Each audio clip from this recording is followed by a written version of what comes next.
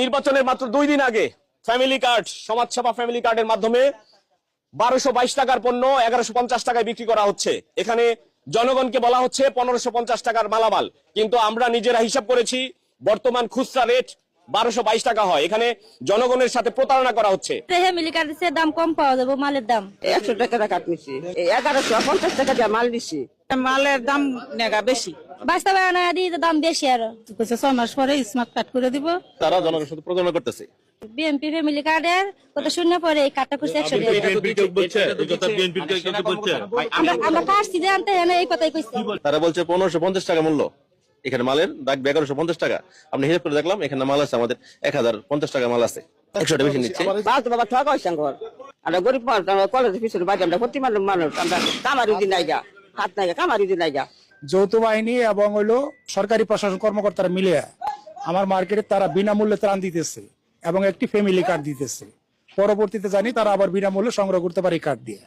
আমি এটা জানি 8 সেকেন্ড দেখার জন্য এখানে এসে দেখি তারা টাকা নিতেছে।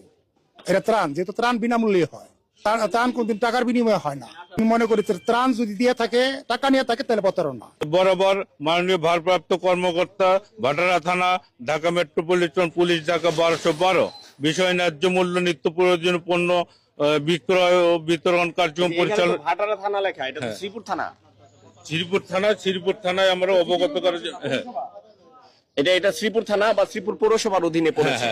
মানে এটা তো আপনার কাগজটা তো এখানে বিষয়ে লেখা আছে, এই যে ভাটারা থানা, মাননীয় ভারপ্রাপ্ত কর্মকর্তা, ভাটারা থানা, ঢাকা মেট্রোপলিটন পুলিশ 1212। এই যে ভাটারা থানা থেকে এটা অনুমোদনটা, তাহলে আপনি শ্রীপুর পৌরসভা বা শ্রীপুর থানা এলাকায় কিভাবে দিচ্ছেন? শ্রীপুর থানায় আমরা গতকালকে ইনফর্ম করার জন্য ইনফর্ম করেছেন। এটা কাগজ আছে?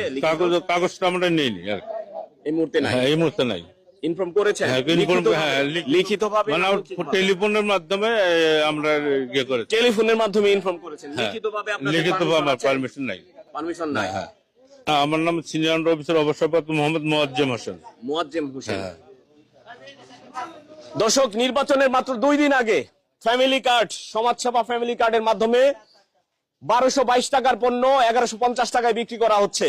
এখানে জনগণকে বলা হচ্ছে 1550 টাকার মালামাল, কিন্তু আমরা নিজেরা হিসাব করেছি বর্তমান খুচরা রেট 1222 টাকা হয়। এখানে জনগণের সাথে প্রতারণা করা হচ্ছে।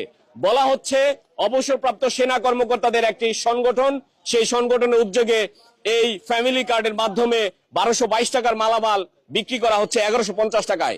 এখানে মোয়াজ্জেম হোসেন নামের যিনি সেনা কর্মকর্তা ছিলেন, তিনি বলছেন যে এটি একটি সেনা সংগঠনের পক্ষ থেকে দেওয়া হচ্ছে, ন্যায্য মূল্যে দেওয়া হচ্ছে। যদি 50 টাকা কমও দেওয়া হয় তাহলে তারপরে সেটি ন্যায্য মূল্যে। তবে এটার অনুমতি কতটুকু রয়েছে, এটার স্থানীয় প্রশাসনকে অবগত করেছেন কিনা এই বিষয়ে জানতে চাইলে তিনি বলছেন যে থানার ওসিকে মুঠোফোনে জানানো হয়েছে, মোবাইল ফোনে জানানো হয়েছে, টেলিফোনে জানানো হয়েছে, কিন্তু বাস্তবে লিখিত কোনো অনুমতিপত্র তিনি দেখাতে পারেননি। প্রিয় দর্শক, নির্বাচনের 2 দিন আগে এই ফ্যামিলি কার্ড কি বিএনপির ফ্যামিলি কার্ড কিনা, এটি কিন্তু জনমনে প্রশ্ন উঠেছে। যে 600 মানুষকে ফ্যামিলি কার্ডের মাধ্যমে 1222 টাকার পণ্য 1150 টাকায় বিক্রি করা হচ্ছে, সেই চিত্র একেবারে সচিত্র দেখানোর চেষ্টা করছিলাম। সঙ্গে ছিলাম মোহাম্মদ মুজাহিদ, গাজীপুর।